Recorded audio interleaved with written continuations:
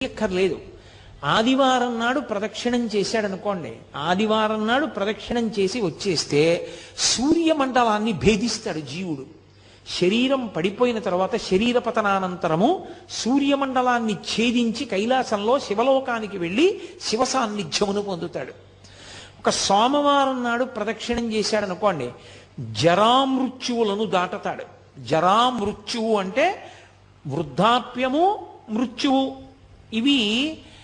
ఇదొక చిత్రమైనటువంటి విషయం. చాలామంది త్రిదళం త్రిగుణాకారం త్రినేత్రంచ త్రియాయుధం అంటుంటారు, కానీ అలా లేదు.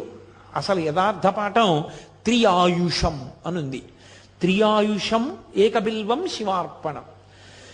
త్రియాయుషం అంటే 3 రకములైన ఆయుర్దాయాల్ని కోరుతారు. నేను వృద్ధాప్యాన్ని చూడాలని నేను కోరుకోవాలి. బాల్యము, కౌమారము, యవ్వనము దాటి నేను వార్ధక్యాన్ని చూడాలి అని